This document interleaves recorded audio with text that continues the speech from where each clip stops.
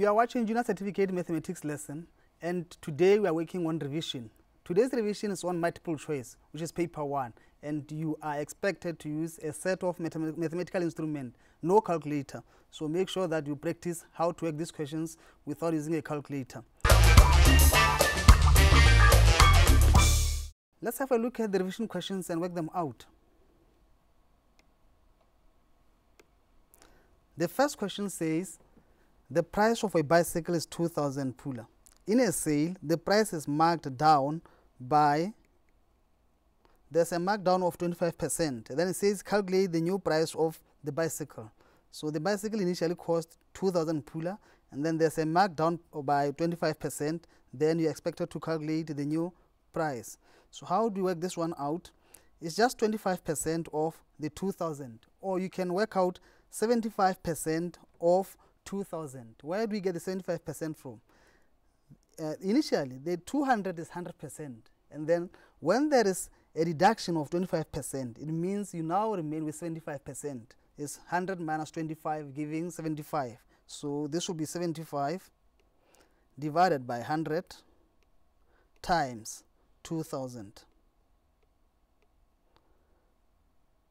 The 0 here will cancel this, and then this 0 will cancel this one. Then you have 75 times 20. 75 times 20. There's a 0 here. Then 2 times 5 is 10, carry 1. And then 2 times 7 is 14, plus 1 is 15. So it's 1,500. This is the price of the bicycle after 25% deduction. Or the way to do this, you can just calculate the 25% of 100 times 2,000. And then the 0 here cancels this 0 cancels this. So you now have 25 times, you have the 25 times 20. 0 here, 2 times 5 is 5. No, not 5, but 10. 2 times 5 is 10. Okay. 0. 2 times 5 is 10. Carry 1. And then 2 times 2 is 4. Plus 1 is 5. So what we are simply saying is 25% of 2,000 is 500 pula. So there is a decrease of 500 pula from the 2,000. So we can now subtract 500 pula from 2,000, and then 2,000 minus 500 is equals to 1,500. So the answer to this is B. So it's either you work out using this method, or you can use this one, which is the commonly one. And I believe most of the students, you are comfortable with the one where you have to find the 25% of 2,000. Then after getting the numerical value, you subtract from 2,000. And the answer here is 1,500, which is represented at B. Then you'll circle the letter B to indicate that we have answered this question. Question number 2. Which one of the following has one line of symmetry? We have a square. So we are to circle the correct answer, which has got one line of symmetry. So a square. How many lines of symmetry are there in a square? A square is a shape where all the sides are equal. One line of symmetry will be through this, then the other one will be here. The other one will be through the diagonal here, and the last one will be the diagonal passing from this point up to here. So how many lines of symmetry? 4. So a square has got 4 lines of symmetry. But the question says, which one of the following has one line of symmetry? So A is not the correct answer. And then a rectangle.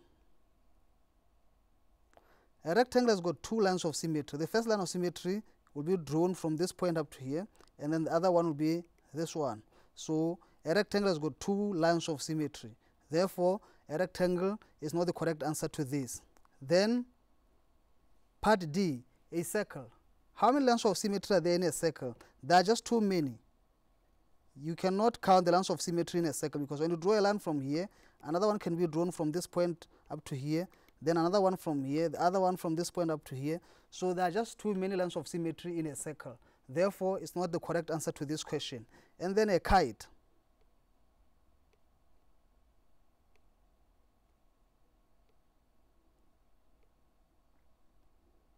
this is how a kite looks like. We can see that when you draw a line from this corner going down here, whatever we have on this side is the same as what we have on the other side. So there is only one line of symmetry here. The line drawn from this point up to this side, that is this one, it's not a line of symmetry, because what we have at the top is not the same as what we have at the bottom. Therefore, it's not a line of symmetry. So you must be careful not to draw that line as a line of symmetry. So a kite has got only one line of symmetry. Therefore, the correct answer to this question is C. The question said, which one of the following has one line of symmetry? So a kite has got only one line of symmetry. So it is the correct answer to this question. Then question number 3. It says, in the diagram above, triangle A is mapped onto triangle B. Describe the transformation that mapped A onto B. So you are expected to describe the transformation that mapped A onto B. We check. The first transformation reflects reflection. But when you check, it cannot be a reflection. Therefore, we cannot work on reflection. And then what about enlargement? It's not enlargement because the figure A and B are not enlarged. And then what about rotation? When we check, this is point, the image of this point is here, so it cannot be rotation. And then we are remaining with translation.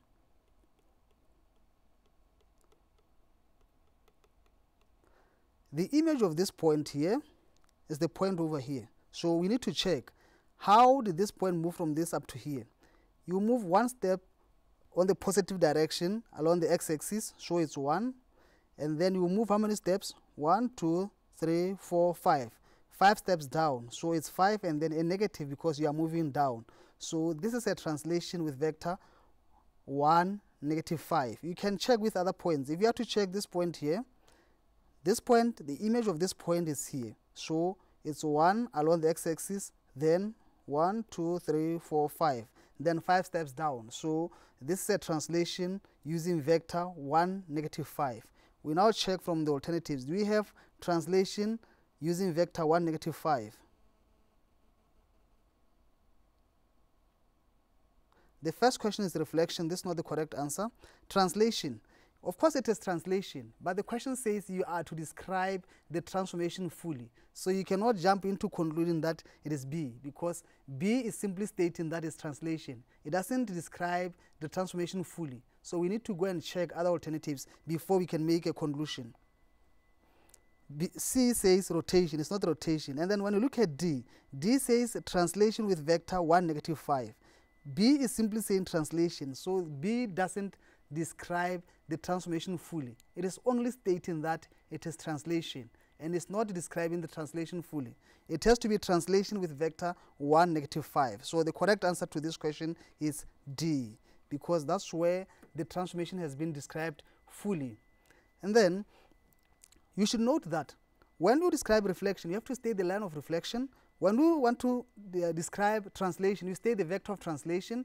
When you want to describe rotation, it is the center, direction, and the angle. And then enlargement is the scale factor, center.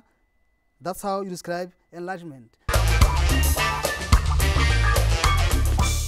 Remember, we are revising Mathematics Paper 1, which is a multiple choice paper. And in this paper, you are not allowed to use a calculator. So practice working these questions without using a calculator. Because in an exam, you only have time where you need to practice how to work questions without using a calculator. And let's go to question number 4.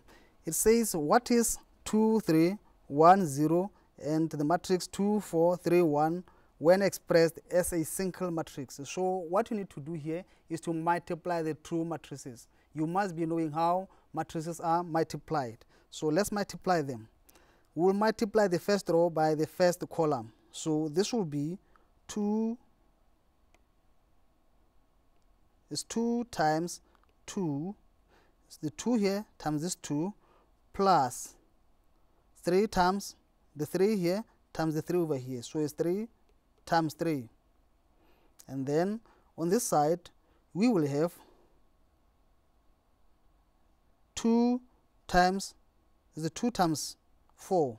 2 times 4 plus 3 times 1. 3 times 1. And then down here, it's 1 times 2.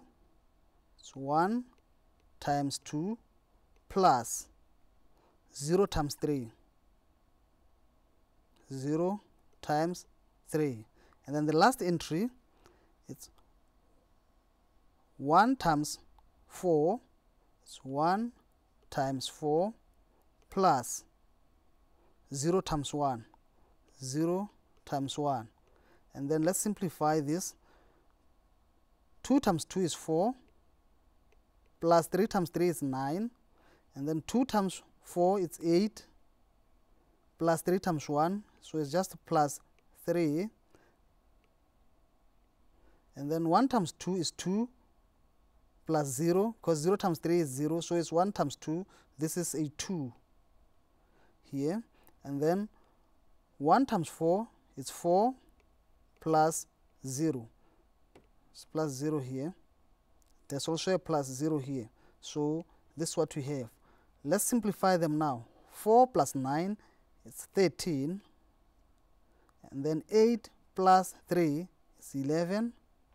2 plus 0 is 2. And then 4 plus 0 is 4. Then this is what we got. 13, 11, 2, 4. Let's go and check the alternatives that we have. The first one is 4, 3, 12, 0. This is not what we got. 4, 12, 3, 0 is also not correct. And then D, 10, 23, 1. It's not what we got. Then C is 13, 11, 2, 4. And that's the correct answer that we found. So we'll circle B to indicate that we have answered this question. Question number 5.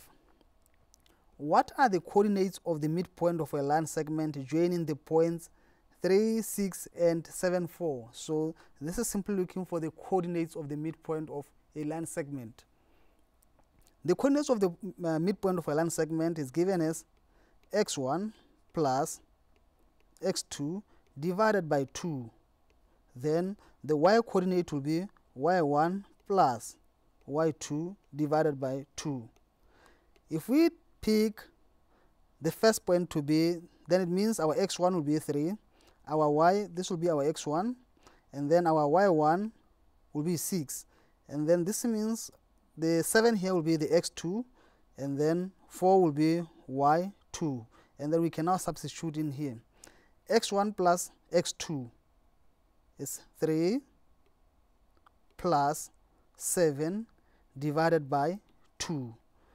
3 plus 7 divided by 2, and then y1, 6 plus 4, this is a plus, divided by 2. 3 plus 7 is 10, divided by 2, and then 10 also, because 6 plus 4 is 10, divided by 2. And this will be 5, 5. So the coordinates of the midpoint of the line joining the points 3, 6, and 7, 4 is 5, 5. And then A, 3, negative 3 is not what we worked out to be the correct answer. Then C, 4, 2, D, 5, 2. The correct answer is B, which is 5, 5. That's what we got upon working this question out. And that's how you get the coordinates of the midpoint of a line segment. All that you need to do is to find the average of the x coordinates and then find the average of the y coordinates. That will give you the coordinates of the midpoint. So here we say the coordinates of the midpoint is 5, 5. Question number 6. It says, what is the equation of the straight line parallel to y minus 2x equals to 3, passing through the point 0, negative 1. So we are to find the equation of the line parallel to y minus 2x equals to 3 and also passing through the point 0, negative 1. First, you need to know what parallel lines are. When we talk about parallel lines, we should know that parallel lines have got the same gradient. So the line that we are looking for should have the same gradient as the line y minus 2x equals to 3. And for us to pick the gradient from this line, remember, you must use the format y is equals to mx plus c, where this is the gradient. M is the gradient. When we compare this with the equation y minus 2x equals to 3, it means you have to start by writing this y minus 2x equals to 3 into the form y equals to mx plus c. So y minus 2x is equals to 3 can be written as y is equals to 2x plus 3. All that we need to do is just to take the 2x this side, and then when you take this side, it becomes positive. So this will be y equals to 2x plus 3. And then we are saying, for you to say these are parallel lines, they should have the same gradient. So the gradient of this line is 2. Therefore, if the gradient of the line here is 2, it means the line parallel to it should also have the gradient 2. So it means our m is 2. And then we are told that the line is passing through the point 0, negative 1. The y-intercept here is negative 1, because this point is simply saying along the line where the x value is 0, then the y value is negative 1. So the y-intercept, according to this question, is negative 1. So our C is negative 1. This is what we have. We have the gradient as 2, the y-intercept is minus 1. If you are not conversant with how to locate the y-intercept, you can work it out.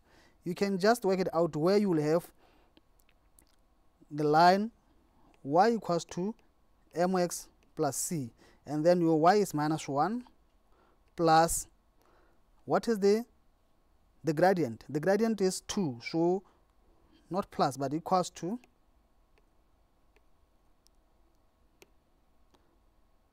y equals to mx plus c.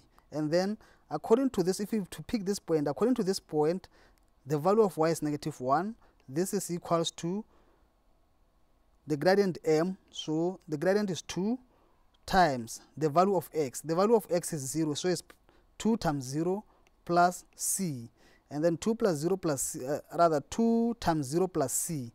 This will simply say minus 1 is equals to 0 plus c. So the c is equals to negative 1. This is what we found out over here. So if you are not in position to find the y-intercept from points, you can just calculate it. And according to this question, we got our y-intercept as minus 1. Then this simply means the equation of this line is given as y is equals to 2x minus 1. So let us check if at all we do have that alternative in our answers here. The first one, y equals to 2x plus 1, is not the correct answer. B, 2x minus 1. And then C is x plus 3. D, y equals to x minus 1. So the correct answer to this question is B. We'll circle B. When you are asked to find the equation of a line, you should always make it a point that you write it in the form y equals to mx plus c. And for parallel lines, for lines to be parallel, they should have the same gradient.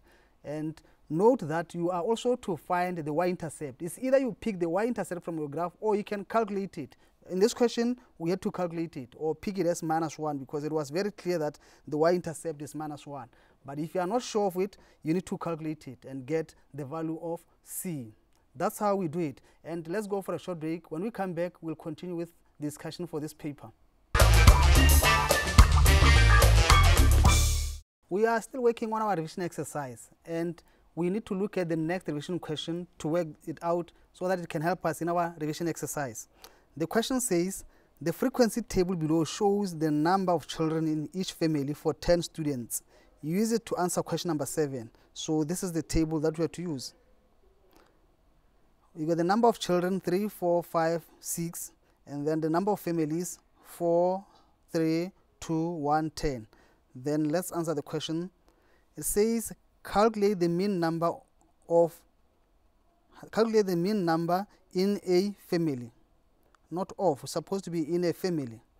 Calculate the mean number in a family.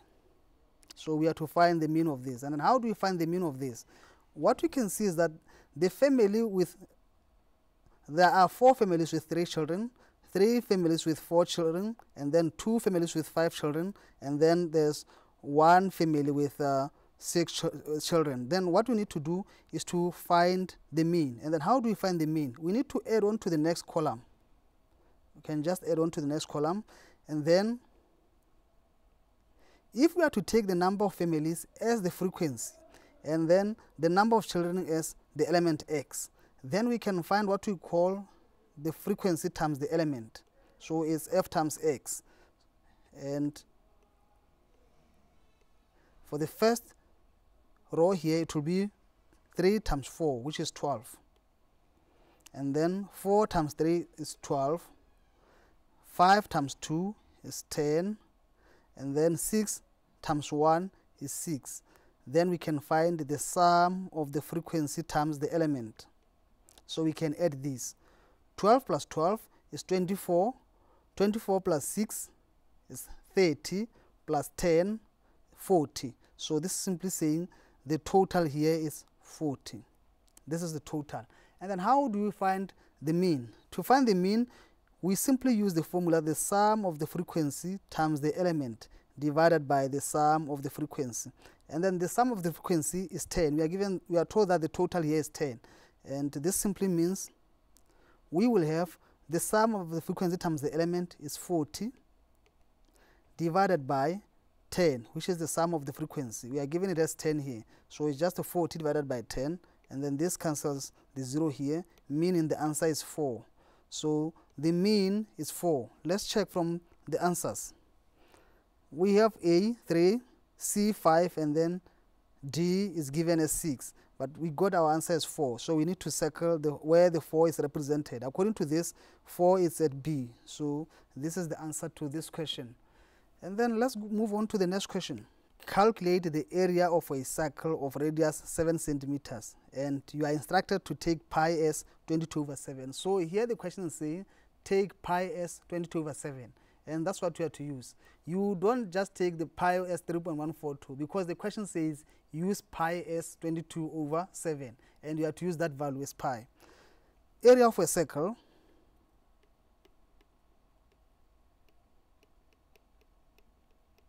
is given as pi r squared. This is the formula for finding the area of a circle. And then we have been told to use pi as 22/7. So this simply means we'll have 22/7, multiply this by the radius. And then what is the radius? The radius is given as 7. So this simply means it will be 7 times 7. And then the 7 here cancels the 7 over here. And we are now remaining with 22 times 7. So you need to multiply 22 and 7 to get the answer to this question. 22 times 7. This is supposed to be 7. 7 times 2 is 14. Carry 1. 7 times this 2 here is 14, plus 1 is 15. So the answer is 154. This is the area for a circle with radius 7 centimeters using pi as 22/7. All that you need to do is to say the pi times r squared. So is 22/7 times 7 squared, and the answer is 154. So we need to check it from the alternatives. We have the answer here is rather A is not correct, B, rather not B but C is also not correct, and then D is also not correct. The correct answer is B. So the answer is 154 centimeters squared if we are to include the units, but here the answers are not given in units, so we'll just circle 154. Question number 9. Express 2a/5 minus b/3 as a single fraction. So this is what you're expected to do, to express 2a/5 minus b/3 as a single fraction. All that you need to do is to look for the lowest common multiple of 5 and 3. So the lowest common multiple of 5 and 3 is 15. So we will have 2a/5 minus b/3. And then we look for the lowest common multiple of 5 and 3. The lowest common multiple of 5 and 3 is 15. It's just 5 times 3, which is 15. Then we'll say 5 into 15 is 3. Then 3 times 2a is 6a, minus 3 into 15 is 5, times b is 5b. So this is 5b. So the answer is 6a minus 5b divided by 15. We need to go and check from the alternatives. Do we have a situation where the alternative is 6a minus 5b/15? The first one is 2a minus b/15, b 2a minus b over 2, and then D, 10a minus 3b over 15. And then the last, which is C, is given as 6a minus 5 over 15. And that's the correct answer as per our working. That's how you work it out. All that you need to do is to find the lowest common multiple of your denominators. Then after finding the lowest common multiple of denominators, you can just now say, like in this case we said 5 into 15, which is 3, then 3 times 2a is 6a, then 3 into 15 is 5, then 5 times b is 5b. So the answer to this is 6a minus 5b over 15. That's how we work these questions out. Remember, in multiple choice, there is no need for you to leave any question not answered because you are given with alternatives. So if by chance you have worked out question and you find that you do not get the correct answer, try to at least answer it. Don't leave questions not answered because the alternatives are already there. So make sure that you don't leave a question not answered. That's all I had for you, Junior Certificate Mathematics learners. Until we meet again in our revision exercise, goodbye.